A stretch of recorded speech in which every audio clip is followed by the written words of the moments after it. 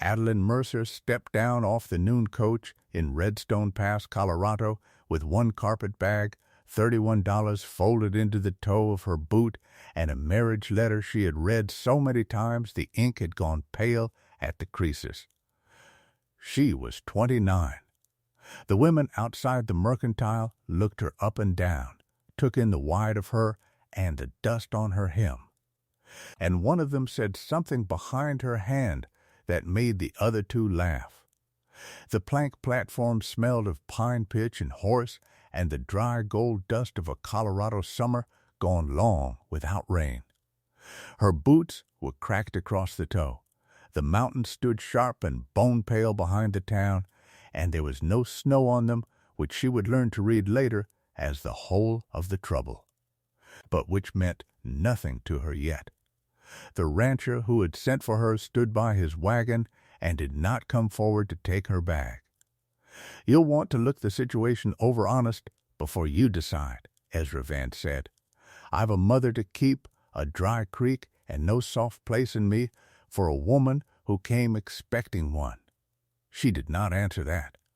She only shifted her grip on the willow basket looped over her arm, a foraging basket, empty now but for a folded cloth and a small pair of shears, and she breathed and settled her cracked boots flat on the boards.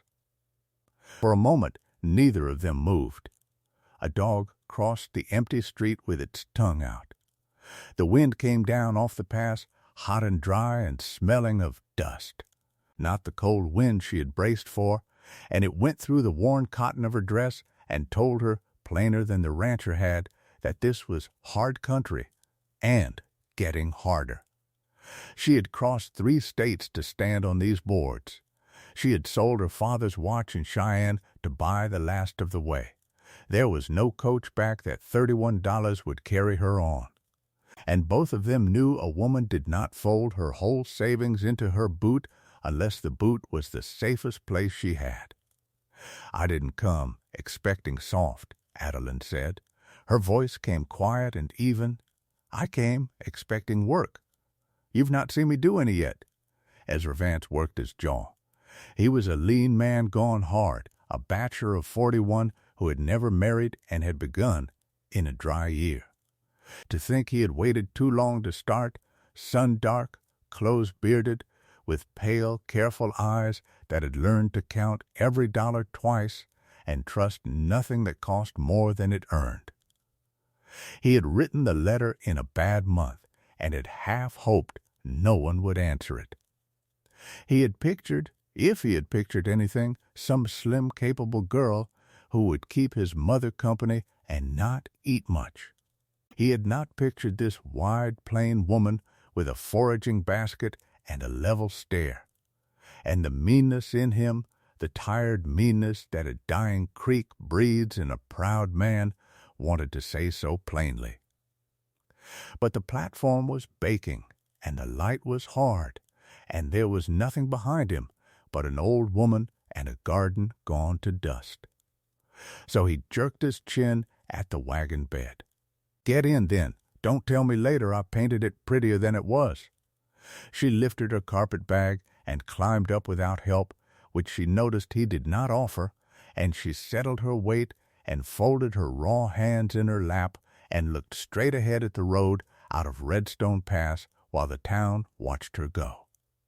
The mercantile women leaned their heads together. A boy running a hoop stopped to stare.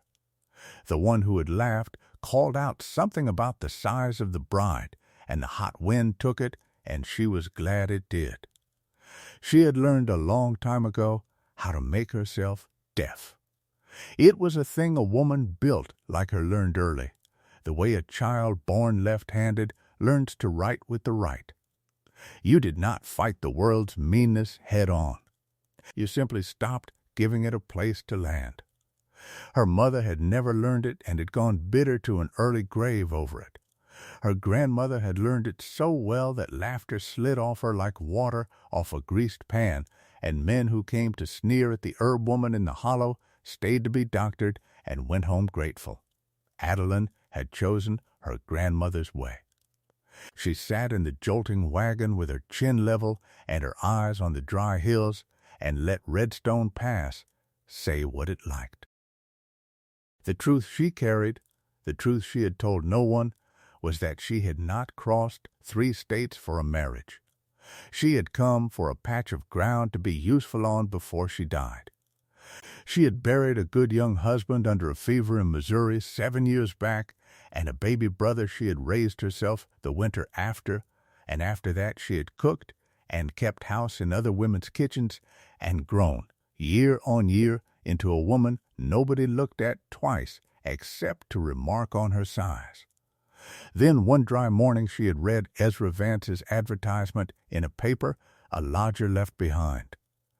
A rancher wanting a wife who could keep house and mind an aging mother and was not afraid of hard, dry country, and something in her that had slept for 7 years opened one eye.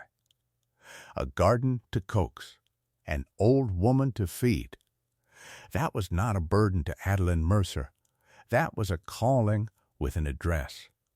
The road to the Vance place ran 7 miles up into the foothills, past fence lines gone gray, and a creek bed she took at first for a dry wash until she understood, with a small, cold turn of the stomach, that it was the creek, that the water was simply gone, down to a string of green, scummed puddles between white stones.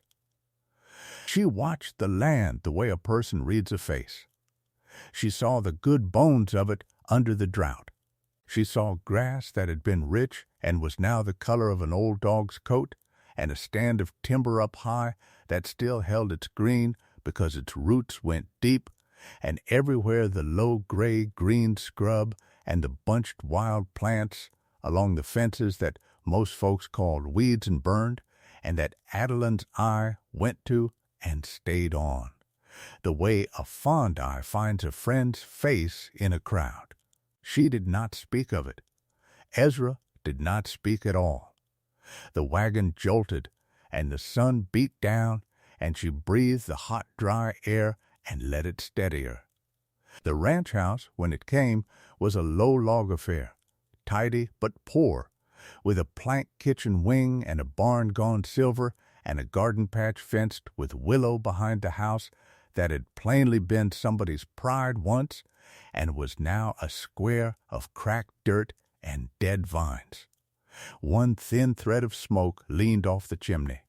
As the wagon rolled into the yard, the door opened, and a small, straight old woman came out onto the porch with a shawl around her shoulders in all that heat and a face set hard as a fist.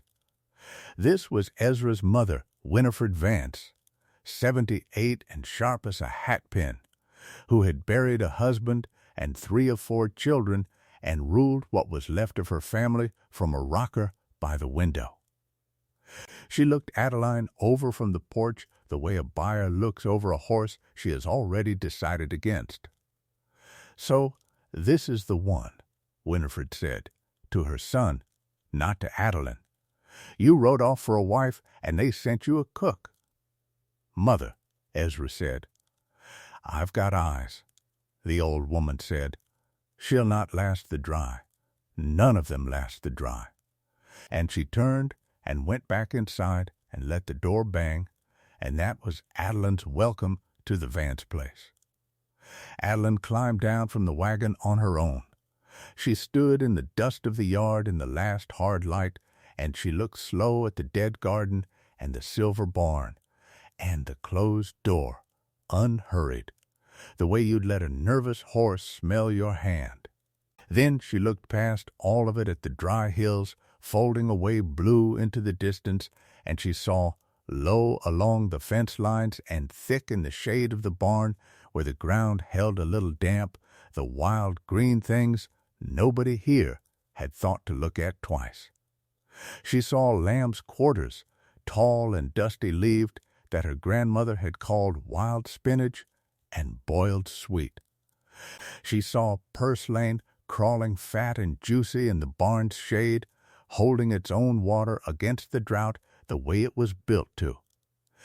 She saw the feathered tops of wild carrot and the low mats of sheep sorrel, and, along the willow fence, a great untended stand of nettle gone rank and stinging that any tidy woman would have grubbed out, and that Adeline knew for one of the finest greens God ever hid inside a bad temper.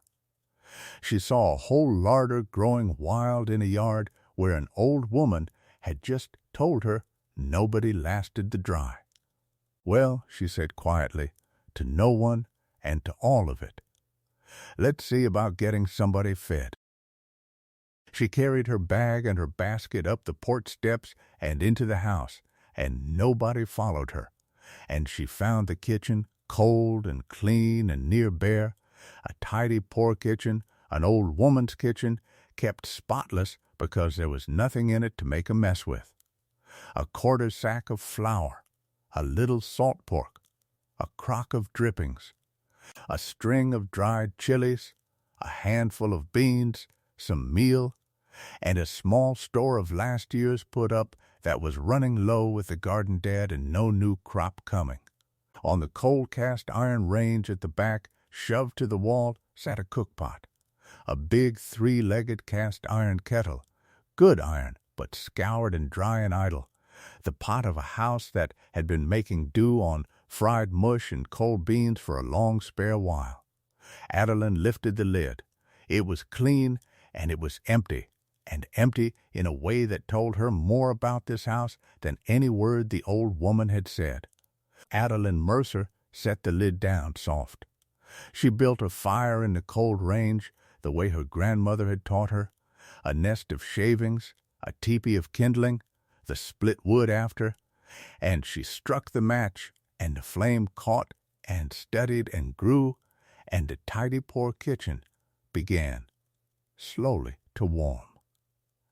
Then she took up her willow basket and her little shears, and she went back out into the yard in the last of the light. And while the old woman watched her from the window with narrow eyes, the new bride walked the fence lines and the barn shade, and cut and gathered, and filled her basket with the green wild things the Vance family had been walking past and starving beside for a season. She cut the young lamb's quarters and the fat purslane. She took the nettle tops with the cloth wrapped round her hand so they'd not sting her, though her hands were raw enough they'd hardly have felt it. She had learned nettle when she was 6 years old, from a grandmother who had made her grab a fistful bare-handed once and let it sting her good and proper so she would remember. For the rest of her life, both the plant and the lesson that the meanest-looking thing in the hedge was often the one worth the most. The sting had faded by dinner, and the lesson never had. Her grandmother had a way of teaching that was mostly aches and always stuck, which mushroom killed and which cured, and how you told the two apart when a family's life hung on the telling. Which berry was a food and which a purge, how to read a hillside for water in a dry month by the plants that crowded the wet of it, how to walk into any strange country in the world and, inside a week, know what in it would keep a body alive. It was a whole education, worth more than any book learning to a person who had to live off hard land. And it had been handed down woman to woman through more dry years and hungry years than anyone had troubled to count, and it had come down, at the last, to Adeline, who had thought she would be the end of it, the last herb woman in a long line of them, dying childless and unremarked in some back room with all that knowledge locked up in her and no one left to hand it to. She had not counted on Colorado. She had not counted on a proud, dry county about to be taught, the hard way, that it needed exactly what she carried. She dug 2 handfuls of the fleshy roots of the wild carrot and pulled a fistful of the wild onion that grew down by the Green Creek puddles, and she gathered a little of the sheep sorrel for its sharp lemon bite. And she came back into the warm kitchen with the basket full and the light going, and set it on the plank table and rolled her sleeves to the elbow. Winifred Vance came to the kitchen doorway and looked at the basket of weeds on her clean table, and her whole face curdled. "You're not cooking that," the old woman said. "Those are weeds. We're poor, girl. We're not so poor we eat what the goats won't." "The goats would if they were let," Adeline said. "Easy, not looking up, already picking the greens over. My grandmother fed a whole hollow off this in a hungry year and buried none of them for it. Sit down, ma'am, and let me feed you before you decide what you'll not eat." The old woman did not sit. She stood in the doorway with her arms crossed and watched, meaning to be a witness to failure. And Adeline let her watch, because she had cooked in front of harder juries than one sharp old woman, and she knew the only argument worth making was the one that came out of the pot. She rendered the salt pork slow for its fat and its salt. She scrubbed the cookpot bright, though it needed no scrubbing, because it was the pot she meant to trust, and she built a broth of the drippings and the pork in a little water and set it to catch its warmth, and into it she put the wild carrot roots cut small and the wild onion. And she wilted the lamb's quarters and the nettle down soft the way you would spinach until all the sting cooked clean out of the nettle and left only the deep green good of it. And she seasoned it with the sharp sorrel and a pinch off the old woman's dried chilies and salt and thyme and attention. And she made from a basket of roadside weeds and a rind of pork a thick green. Honest pottage that filled the poor kitchen with a smell that had not been in it in a long, long while. And she mixed the last of the meal with drippings and water and baked a pan of ash cakes off the same fire. Ezra came in from the barn at full dark. He stopped in the kitchen doorway, and his nose lifted before his eyes made sense of the table. And Adeline watched something cross his careful face that he did not want there, a hunger older than the days, and then she watched him shut it away. "Supper," she said, quiet, and set the pot in the middle of the plank table with the wooden ladle standing up in it. They came to the table, the lean, hard son and the small, hard mother, and they looked at the green stuff in the bowl she ladled out, and neither of them lifted a spoon. "Eat it or don't," Adeline said, without heat, and ladled her own bowl and sat and ate, unhurried, letting the good of it show on her own face, because that was the best argument she had. It was the old woman who broke first, because the old woman was the hungrier.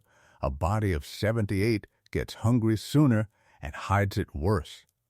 Winifred Vance picked up her spoon like it might bite her and took the smallest taste a spoon can carry, and then she went still, and then she took a proper spoonful, and then she ate the whole bowl without another word and set it down and would not meet anybody's eye, which from Winifred was as good as a hymn of praise.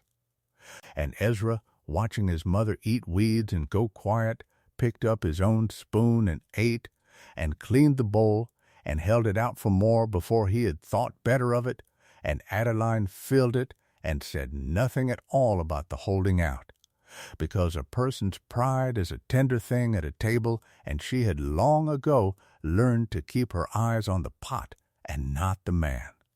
That first night she slept on a made-up cot in the little back room off the kitchen, because that was where the bride was to sleep until such time, if ever, as things settled otherwise, and she did not mind. She lay in the dark and listened to the house, the old woman's breath through one wall, the man's heavier breath through another, the hot, dry wind working at the eaves where a cold wind should have been, and she held the truth of where she was quiet in her chest and did not let it frighten her. She had married a stranger who half wished she hadn't come, to keep a house for a woman who told her to her face she'd not last, on a ranch whose creek was drying up under it. She had done harder things. She had buried a husband and a baby brother both, and got up the next morning and kept living, and no one had laughed at her for that, though it had been harder than any laughing. She breathed and settled and slept. In the front room that first night, Winifred Vance lay awake and was troubled, though she would have died before she said so. For 20 years she had run this house on the sure knowledge that she knew more than any young woman who might come into it, and in one supper a wide-plain stranger had fed her something out of the yard weeds that was better than anything Winifred had put on her own table in a year, and the old woman did not know what to do with that fact, so she resolved to distrust it. She resolved that the weeds were a trick, or a poison slow to show, or a low-born ignorance that would shame the family when the neighbors heard of it.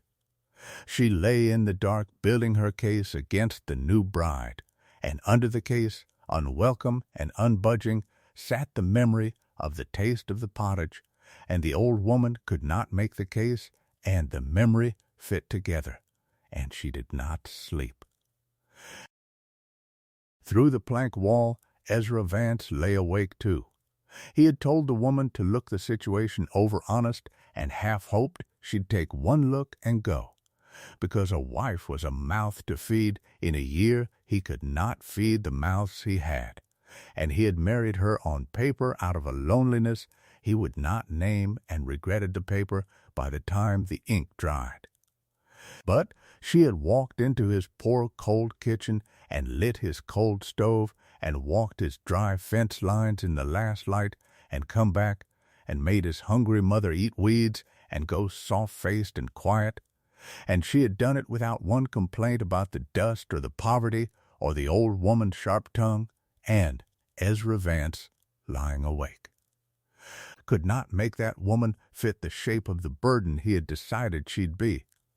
He told himself the dry would settle it soon enough, that come the worst of the summer she'd see there was no living to be had here and go, the way sensible people go.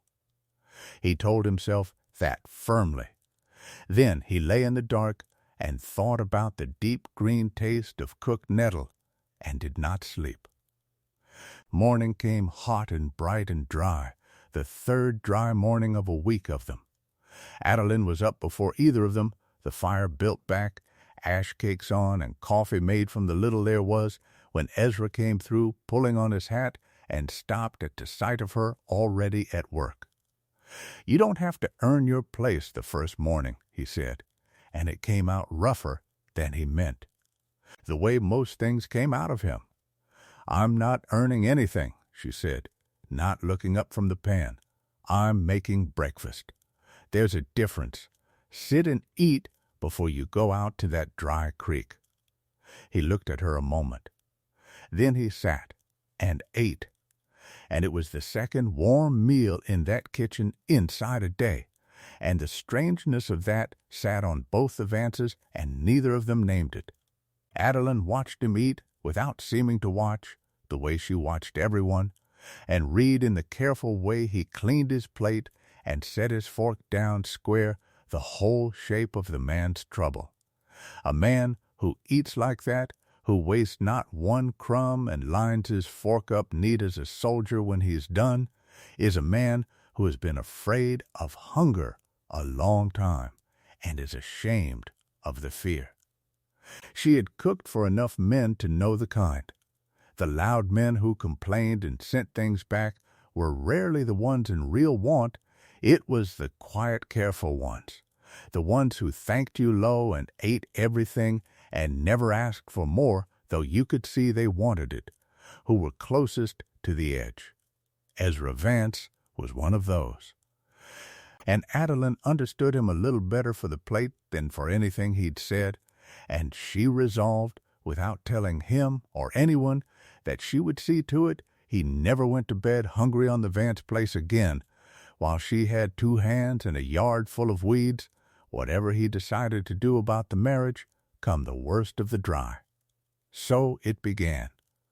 The days took a shape.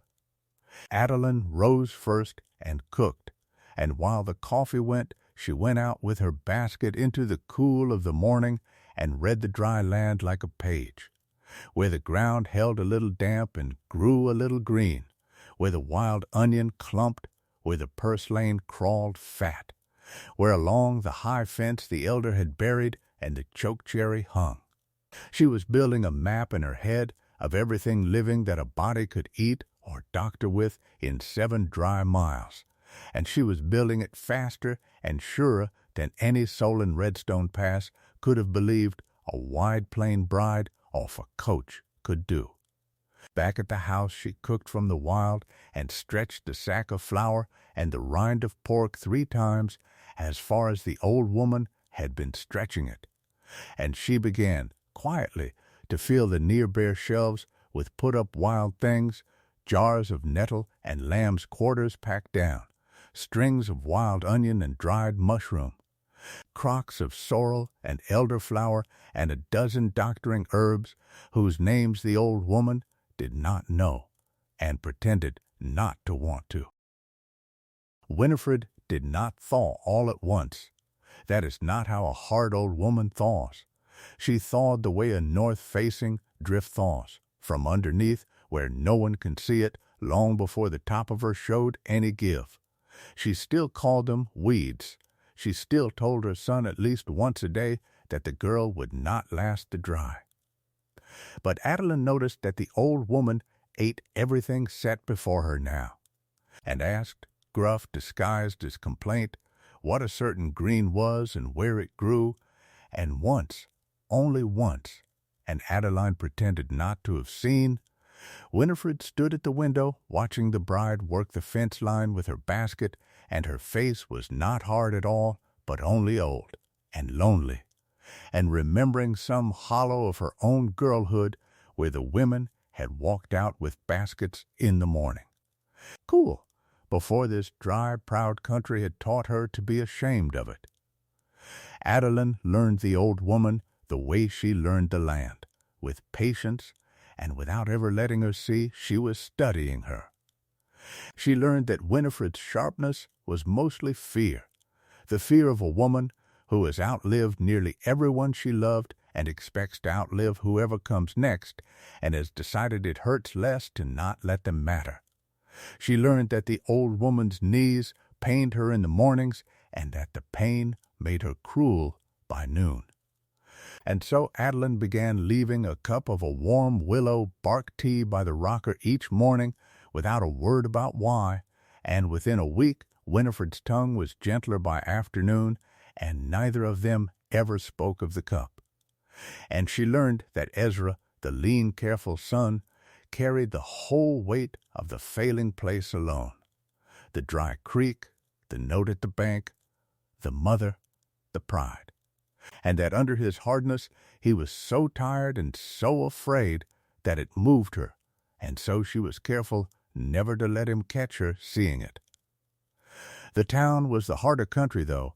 Word had gone round Redstone Pass about the fat bride Ezra Vance had sent off for, and then a worse word had gone round, carried home by the Vances' nearest neighbor, a well-off widow named Prudence-Scale, who had the finest-kept garden in the county and knew it, that the Vance bride fed her family out of the ditch, that she cooked weeds like a beggar, that Ezra Vance had married a woman too ignorant or too low to know a crop from a nuisance.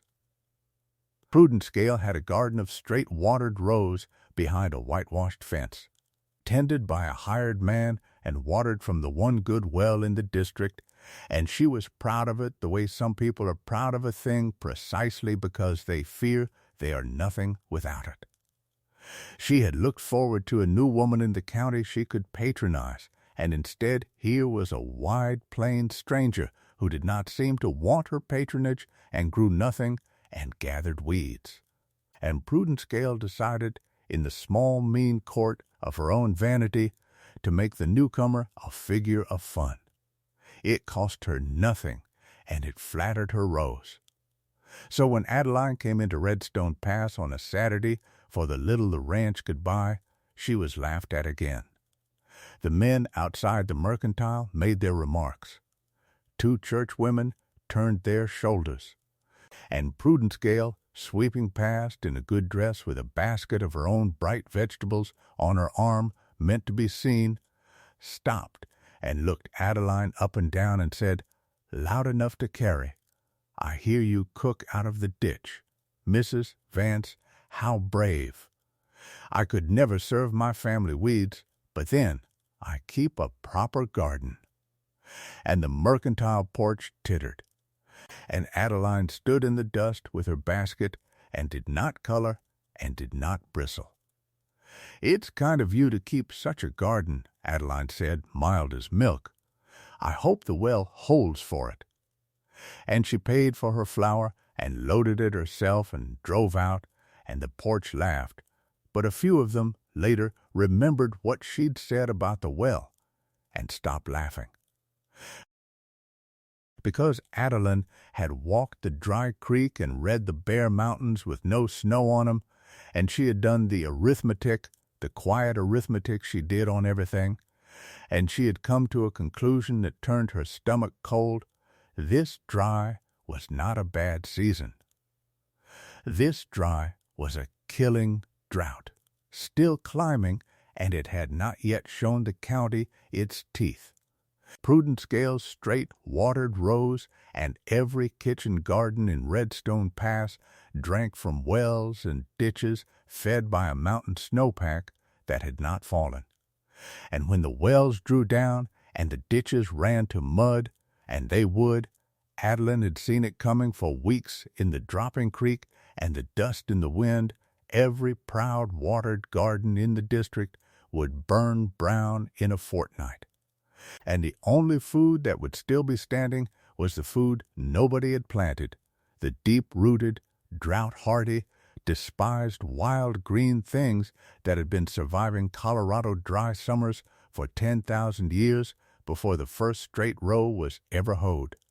And that Adeline Mercer, alone in that whole Laughing County, knew how to find and cook and put up by the jarful. She did not say this out loud. A woman who tells a proud town its gardens are going to die gets called a witch or a fool, and Adeline had been called fool enough. So she said nothing, and she cooked her weeds, and she filled the Vance shelves jar by jar against a hunger she saw coming that no one else did, and she let Redstone Pass laugh while she quietly got ready to feed it. But she did try once to warn one person, because a body cannot see a thing coming that plain and say nothing to anyone and still sleep at night. She tried Ezra. She told him, careful over the supper dishes one evening, that the creek dropping the way it was and the mountains bare of snow the way they were meant a hard, dry summer coming, harder than the town reckoned, and that it would be worth putting up every scrap they could against it while there was still green to put up. And Ezra, tired and proud, and not yet ready to grant that his weed-cooking bride knew the country better than he did who'd been born on it, said short that he'd ranched this ground 20 years and knew a dry spell from a disaster, and she'd best not go frightening his mother with talk. So she let it lie. She did not argue. She had learned that you cannot warn a proud man into believing you. You can only be right and be ready and be standing there with a full pot when the thing you warned of comes to pass, and let the pot do the arguing you are not allowed to do with your mouth. That was an old lesson, too. Her grandmother had tried for 30 years to teach a Missouri Hollow to put up wild food against the lean months, and been laughed at for 30 years, and then fed half the hollow through the hard winter of the war when the men were gone and the crops had failed, and after that nobody laughed, and the granny never once said I told you so. Because she had learned that the pot says it better and kinder than the mouth. Adeline had watched her grandmother not say it, and had learned the not saying as carefully as she'd learned the nettle, and she meant to feed Redstone Pass the same silent way. If you've come this far into Adeline's story, take a second and hit subscribe. Because the part I've been waiting to tell you is the part where the rain stops for good. Because the peace Adeline had made in that poor kitchen was a small grain thing, and outside it the whole country was drying to tinder, and Adeline had been a married woman on the Vance place 5 weeks when the dry finally showed the district its teeth. It came all at once, the way a long trouble finally does. The string of green puddles in the creek went to cracked mud in a single hot week. The wind turned from dry to burning and blew for 9 days without a pause, and it stripped the last moisture out of the topsoil and lifted it in brown veils off every plowed field and every straight-hoed garden in Redstone Pass. Wells that had drawn sweet all a family's life came up first cloudy, then muddy, then a bucket of grit, and no more. The great ditch off the mountain that watered the good gardens of the town, Prudence Gale's among them, ran to a trickle, then to a wet stain, then to dust, because there was no snowpack up high left to feed it, and there had been none since the winter that never came. And the gardens died. They died the way Adeline had known they would, the straight, proud, watered rows of the whole county browning and curling and going to straw in a fortnight of that burning wind, corn and beans and squash and every tender-planted thing that had never in its pampered life had to find its own water, dying by the acre while the town watched, helpless, its stores already thin from a poor year, its money gone to seed that would not now make a crop. This was the low point, the middle of the story, the black hour of it. Because it was not only the gardens. The creek gone dry meant the Vance stock had to be driven miles to the last water, and the note at the bank fell due in September with no crop and no fat calves to sell against it. And the town's thin stores meant prices at the mercantile climbed out of a poor family's reach inside 2 weeks. And there began to be, in Redstone Pass, that terrible August. The first true edge of hunger, not starvation yet, but the near cousin of it. The sight of children going thin and mothers going without, so the children wouldn't. And the whole proud county brought low and frightened by a sky that would not give it rain. And it came to the Vance place hardest of all in one particular way. Old Winifred, worn down by the heat and the worry and the thin food of the weeks before Adeline had begun to mend it, took a summer flux and went down hard, an old woman's sickness that carries off more of the aged in a dry, hungry year than any fever. And within 2 days she was gaunt and gray and could not keep water down. And Ezra Vance stood in the doorway of his mother's room, with his hands hanging useless, and the look of a man watching the last of his blood family slide away from him into the same dry ground that had taken the creek and the crop and the hope of the year. This was the bottom, the drought, the dying town, the note coming due, and now the old woman dying, all of it closed in at once. And Ezra Vance broke in a way Adeline had not yet seen him break. He turned to her in the hot, dim room with his mother failing, and he said, hoarse, stripped of all his careful hardness, "Do something. Please, I've watched everything else dry up and go. I can't watch her too. You're the only one who's known what to do since the day you got here. Do something." And Adeline Mercer rolled up her sleeves. She had been raised by an herb woman in the Missouri hills, a granny who doctored a hollow before there was a doctor within a day's ride of it, and Adeline had forgotten none of it. A summer flux was a thing her grandmother had turned back 100 times, and the medicine for it grew, as such medicines mercifully do, in the very ground that had bred the sickness. She sent Ezra to the high timber where the ground still held its damp for the bark of the wild cherry and a certain root, and she went herself in the burning dawn to the shaded seat below the barn where the green things still clung to life. And she gathered the blackberry root and the plantain and the mint and the strong, bitter things her granny had taught her drew a flux up short. And she put the cook-pot on, not for supper now, for medicine. She built a broth first, a clear, salted, careful broth, thin enough for a stomach that could hold nothing, because an old body dies of the drying out as fast as of the flux itself, and the whole art of it is to get water and salt and strength back into a body that keeps refusing it. She spooned it between Winifred's cracked lips a drop at a time through the long day and the longer night. Patient, endless, and into a second pot she steeped her granny's flux draught, the blackberry root and the cherry bark, and the bitter astringent things boiled down hard and sweetened just enough that a proud, sick old woman would take it. And she dosed Winifred through the dark hours and cooled her with cloths wet from the last clean water in the house, and sat where a daughter sits and did not sleep and did not stop. It was a long night. There was an hour, the black hour just before the turn, when the old woman went so still and so gray that Adeline thought she had lost her. Thought she'd have to rise up off that floor and go tell a son that his mother had gone the way of the creek and the crop. And something in her went cold and steady as stone. Because that was how she had learned to carry the unbearable. You went cold and steady and did the next thing and the next, and you came apart later, in private, if at all. She wet the cloth again. She got another spoon of broth past the cracked lips.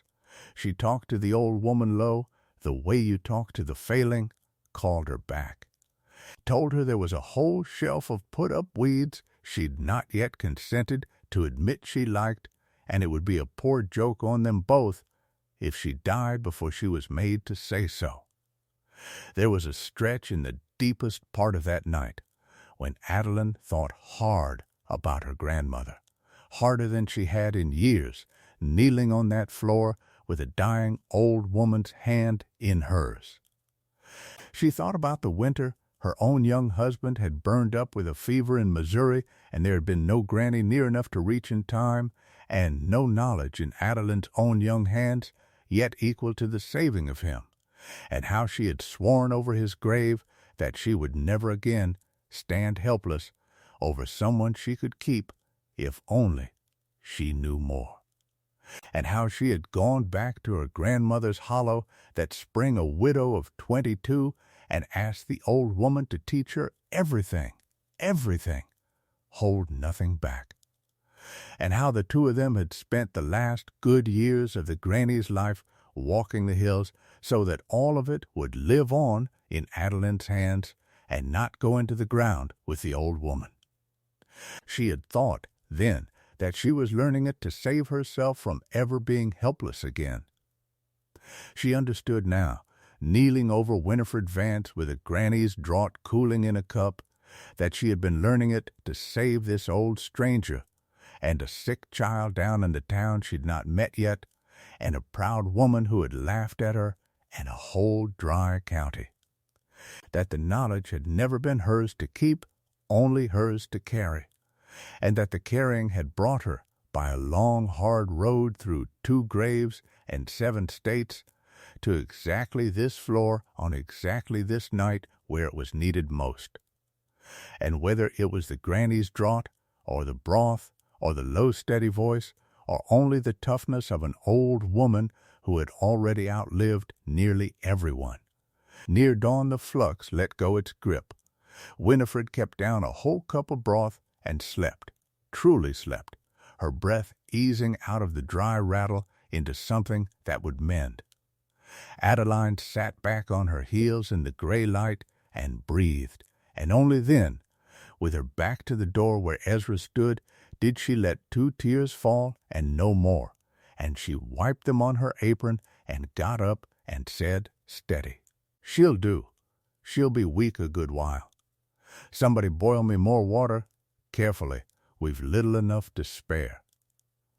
Ezra Vance stood in the doorway looking at his sleeping mother and then at the wide plain woman he had told to look the situation over honest and go if she liked. And something in his hard, careful face came apart for good and did not go back together the old way.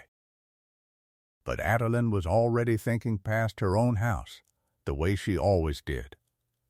Because if the drought had dried the creek and killed the gardens and put the old woman down, then the drought had done all of that to the whole of Redstone Pass, and there were other old women in that town, and thin children, and mothers going without, and no garden left standing anywhere in the district to feed them.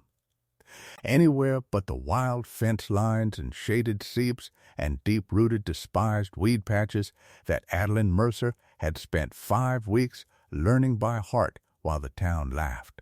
She had a shelf of put-up wild food and a head full of a map of every living green thing in 7 miles and a granny's whole knowledge of how to make a hungry, frightened people well again out of ground everyone else had given up on. And a town that laughs at a woman in the good times comes to her door quiet in the bad ones, if she has a door worth coming to. It began, as such turnings do, with one person.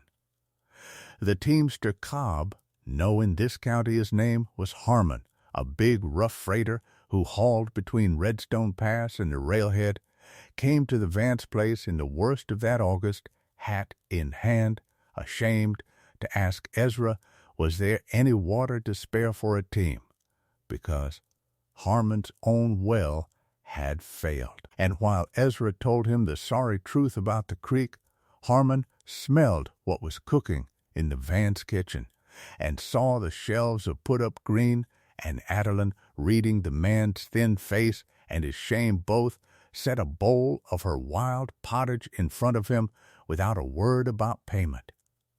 Harmon ate it like a man who had not eaten right in a fortnight, which he had not.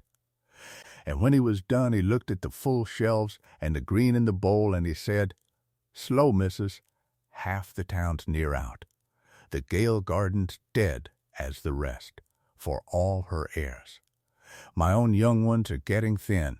If you food out of this dry ground when nobody else has, there's folks would be grateful, and not too proud any more to say so."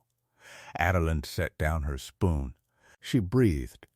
She looked at the near bare mercantile of a shelf she had filled jar by jar against exactly this, and she did the arithmetic quiet, the way she'd done arithmetic her whole life over ledgers people thought she couldn't read. She had put up enough for her own household and a good deal over, and there was more of the wild food still standing out in the seeps and fence lines than any one household could gather. More than enough, if a body knew where it was and how to take it and how to make it fit to eat, to carry a good part of a hungry town through to the rains, whenever the rains chose to come. "Tell them," Adeline said, "that there's a pot on at the Vance place, and it doesn't cost anything, and there's no shame in it. And tell whoever's able-bodied to bring a basket and a strong back, because I can't gather enough for a town alone, but I can teach a town to gather for itself. This ground is full of food. It always was. Folks just called it weeds. That was the turning. That was the reversal, though nobody in Redstone Pass would have used the word.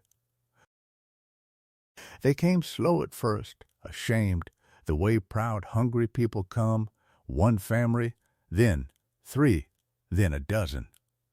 Harmon's thin young ones first, and they ate green pottage and ash cake at the Vance table, and their color came back, and Harmon told the others. Adeline set up the great cook-pot in the yard under a brush shade and kept it going with wild greens and the last of the beans and whatever anybody could bring, and she fed whoever came. Free, no shame in it, and while they ate, she taught. She walked the thin, frightened mothers of Redstone Pass, out along the fence lines in the cool of the morning the way her grandmother had walked her. And she named the wild things and their virtues. This one you boil, this one you eat raw, this one's a medicine and not a food, this one holds its water in the driest month and here is how you find it, and this one that you have grubbed out of your dead gardens all your lives and cursed, this one will keep your children fed when your corn has burned to straw. She taught them the way her grandmother had taught, which was not the way of a book or a schoolroom, but the way of the hand and the eye and the tongue. Crush this leaf and smell it, taste this stem and mark the bitter. Feel how this root breaks. Look how this one always grows in the shade, where a body would look for water, and this one always in the open, where a body would look for sun. She taught them the killing look-alikes too, sternly, the water hemlock that apes the wild carrot, and the nightshade that apes a harmless berry, because a little knowledge that leaves out the poison is worse than none, and she would not send a mother home half-taught to feed her children off the land. She taught them how to dry the greens on a screen in the shade so they'd keep, and how to pack them down in salt, and how to render the medicine plants into salves and draughts, and by the end of that dry August, there were women in Redstone Pass who had come to her tables in June to gawk at the fat bride's weeds, and who now walked their own fence lines with baskets and fed their own families off ground they'd have burned a season before. And each one of them carried a little of Adeline's granny in her hands now, a little of a Missouri Hollow's 100 years of hard-won knowing passed on at last, in a dry Colorado summer to a whole town that would keep it and pass it down in turn. She taught them the deep-rooted plants that laughed at the drought. She taught them to dig the fleshy roots and pack down the greens and dry the medicines. She turned a laughing town, family by family, into a town that could feed itself off ground it had despised, and she did it quiet and steady and asked nothing, and never once to a single soul who had laughed at her said one word about the laughing. Winifred, mending slow in her rocker, watched her daughter-in-law feed the town out of the yard weeds, and one afternoon the old woman got up on her weak legs and hobbled out to the brush shade and stood by the cook-pot, and, in front of 3 families of the very neighbors who had heard her call the bride a cook and not a wife, said loud and clear, "My mother fed us off this ground in the dry of '44, and I was fool enough these 40 years to forget it and let a proud country shame me out of it. This girl remembered what I forgot.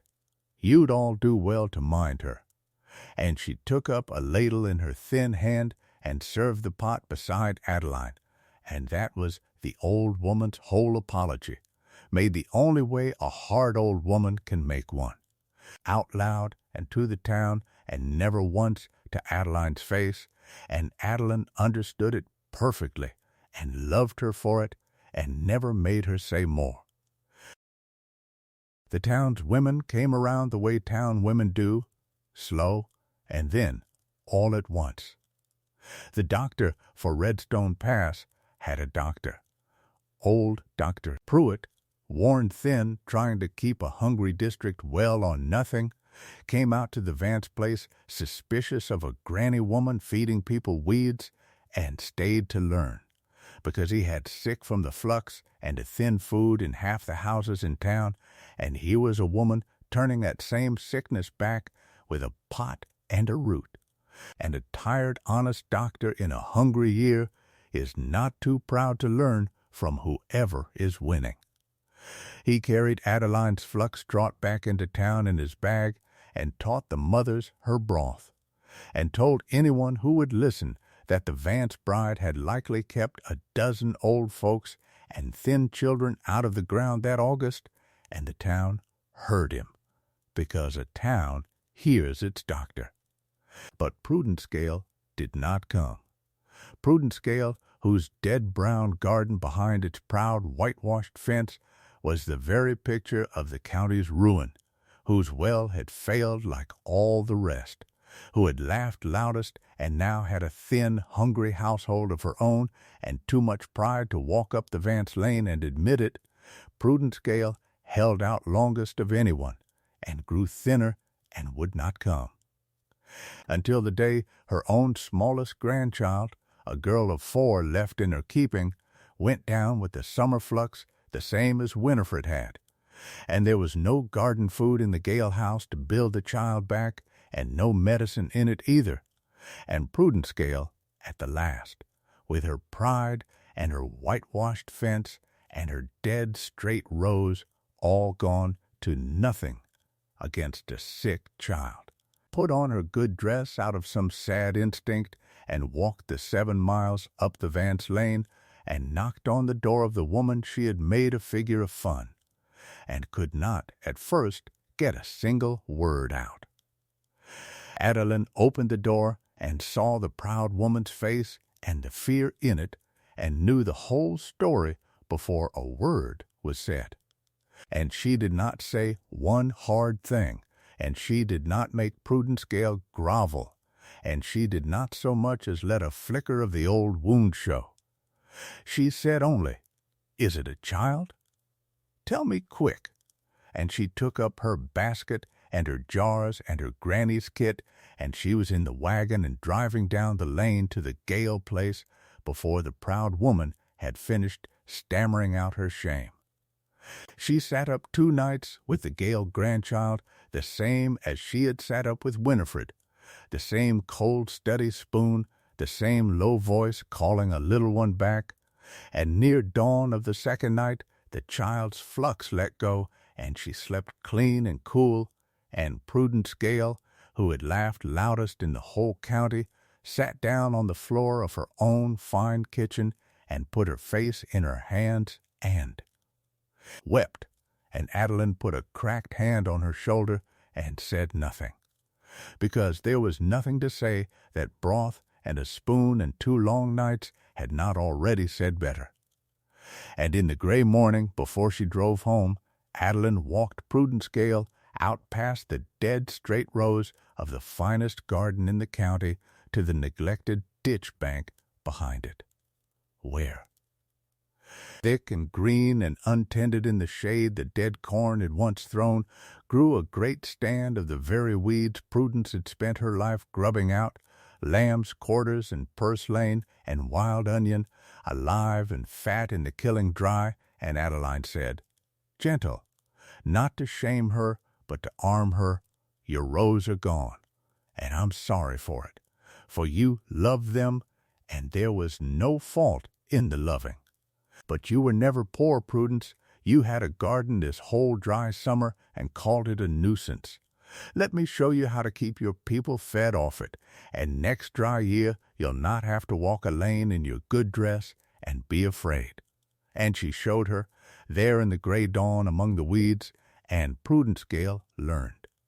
And something in the proud woman that had been hard and frightened her whole life went quiet and gave, and she was, from that morning, Adeline's fiercest friend, the way the ones who came the hardest way sometimes are. The rains, when they finally broke, came in the 3rd week of September, a gray, soft, blessed 3 days of it that turned the dust to mud and filled the creek to a chuckle and washed the burnt straw gardens down into a ground that would grow again next year. But the town of Redstone Pass had come through the worst of the dry before the rains. And it had come through on wild greens and granny broth and the quiet, steady knowledge of a wide, plain bride they had laughed at in June, and everyone in the county knew it, and no one laughed any more. The note at the bank still had to be met, and there was still no crop to meet it with, and Ezra Vance drove into Redstone Pass in September gray as a man walking to his own hanging, to tell the banker the Vance place could not pay, and to ask for time he did not think he'd be given. But a thing had happened in that town over the dry summer that the banker had not accounted for.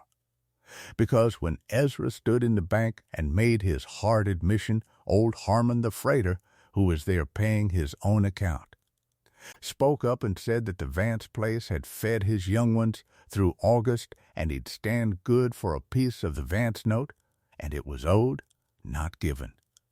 And Dr. Pruitt, in for his own business, said the Vance bride had likely saved the town more sick than he had, and the town owed the Vance place, not the other way about, and he'd stand for a piece as well. And Prudence Gale, of all people, who had money still for all her dead garden, and who happened to be in town that day and heard of it, came into the bank in her good dress and laid down a hard flat sum against the Vance note, and told the banker dry that she'd not see the family that saved her grandchild put off their land while she had $1, and dared him with her eyes to make anything of it. And the banker, who was a hard man but not a fool, and who had a town's goodwill to keep, gave Ezra Vance his time, and more than his time, and the Vance place was safe, saved not by a hidden fortune or a lucky strike, but by a debt of the heart that a hungry town remembered come the settling. Ezra drove home that evening up the 7 miles with the ranch still theirs, and the first real rain in months soft on the wagon canvas, and Adeline sat beside him, and for a long while neither of them spoke. The dry hills were going green at the roots already. The creek ran low, but ran, and somewhere past the halfway mark Ezra Vance cleared his throat and said, low, not looking at her, "I told you to look it over honest and go if you'd rather." "You did," she said. "I was a fool," he said. "The whole town called you the fool, and the whole time the only fool in the county was the man who married the one person who knew how to live here and spent all summer waiting for her to leave." "You were afraid," she said. "It looks the same as foolishness from the outside sometimes. I've worn the look myself." He drove a while in the soft rain. Then he said the hardest thing he had to say, the thing that had been coming since the night of the flux, since the first supper of weeds, since the depot. "I married you to keep house and mind my mother. And I've watched you keep the whole of us alive and half the county besides. And I doubted you every day you did it. I don't know how a man thanks a person for that. I don't know that there's thanks big enough." Adeline was quiet a long moment. Then she reached over in the soft gray dark and put her raw, capable hand over his on the reins the first time she had touched him, and she said, "You could stop thanking me and start living like a man who means to keep me. That'd do." And Ezra Vance, lean, hard, careful man, turned and looked at his wife in the rainlight for the first time as a wife. And something long dried up in him settled and gave and greened, the same slow way a dry ground greens when the rain finally comes, and he turned his hand over under hers and held it the rest of the way home. The rains came on soft and steady after that, and the fall was gentle, and the winter that followed was wet and kind the way a country is kind to make up for a cruelty. But the thing that had happened that dry summer did not wash away with the drought. The town of Redstone Pass had learned, family by family, walking the fence lines behind a wide plain woman with a basket, that the ground they stood on was full of food and medicine and always had been, and that the woman they had laughed at was the one who knew it, and a lesson learned that hard in a hungry August is not soon forgotten. They came up the 7 miles all that fall and winter the way such people do on a frontier, arriving uninvited with a thing in their hands and a question in their mouths and a plain refusal to be thanked. Harmon the freighter hauled the Vance winter wood at cost and asked was there aught needed from the railhead and came the next trip regardless.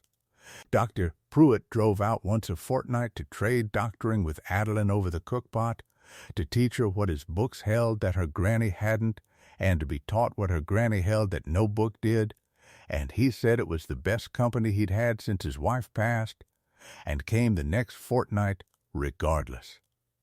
And Prudence Gale, who had come the hardest way of anyone, drove out most of all, and sat at the Vance table learning to put up wild food against the next dry year, and cut and sewed and mended and made herself, gruff and unthanked, one of the family, because a proud, lonely woman who is finally let stop being proud becomes the most loyal soul in a county.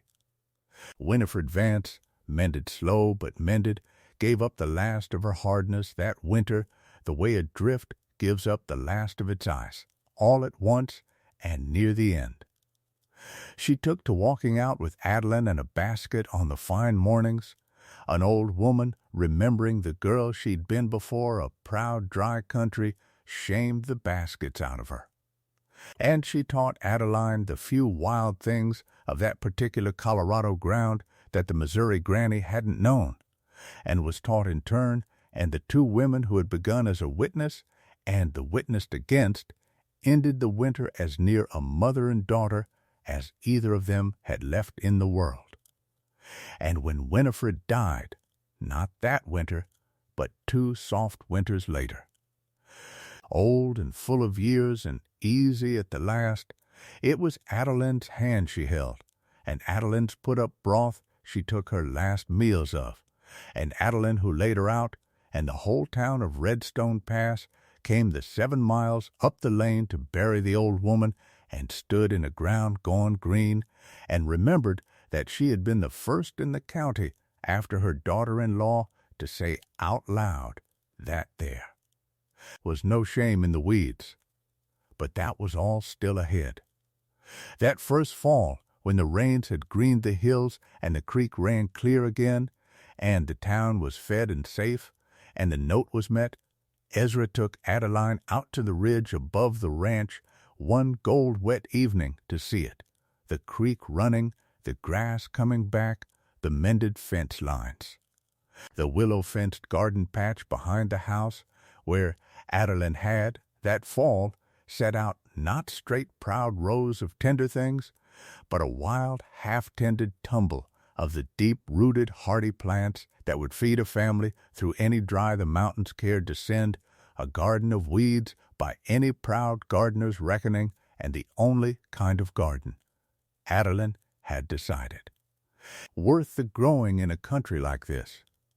He'd never been a man for words. He put his arm around his wife, and they stood in the gold-wet light and looked at the thing they'd saved together, and after a while he said the only thing he could find, which was, "I'm glad you didn't look it over and go." "So am I," said Adeline Mercer, who was Adeline Vance now, 29 years old and home at last. And she leaned into him and breathed and settled, and they went down together to their supper. The sun was setting behind the sharp pale mountains, throwing long gold light across the yard, and the first stars were coming out over the range, and there was a soft chance of rain in the west. In the warm kitchen the cookpot steamed on the good iron stove, full of the evening's green pottage, and at the plank table sat an old woman who had learned again that the ground was generous, and a lean, hard man who had learned again how to hope, and they were quiet in the good way, the way a full table is quiet. Adeline stood at the stove with the great wooden ladle in her raw, capable hand, and she filled the bowls and passed them, the same as she had that first hard night, only nothing was the same. Because that first night the house had been dry to its heart, and now it was living. She had come with a carpet bag and $31 and a letter from a man who half wished she'd stay away. She was 29, and they had laughed at her outside the mercantile, called her a fool, said she cooked out of the ditch, Harmon, who came first to her door, and Dr. Pruitt, who told the true thing out loud, and Prudence Gale, who had laughed loudest and walked the lane in her good dress at the last, and a whole proud county that had learned to be ashamed of its own laughing when its gardens dried up and hers did not. She hung the ladle back on its nail by the stove where a ladle belongs, and she took up her willow basket from where it hung by the door. The basket she had carried down off the noon coach, and she set it ready for the morning's gathering, and then she sat down at last in her own place at Ezra Vance's right hand, and she breathed, and she settled, and she ate. Some brides are chosen for their beauty, and some for their money, and the whole world learns their names. And some step down off a coach with a foraging basket and get laughed at for cooking weeds, and then the rains fail, and every proud watered garden in the county burns to straw, and the whole town comes up the lane to eat from the one pot that never went empty, and it learns, too late to have laughed, that the wild thing it despised was the only thing that knew how to live in that hard country. And those are the ones the frontier remembers longest.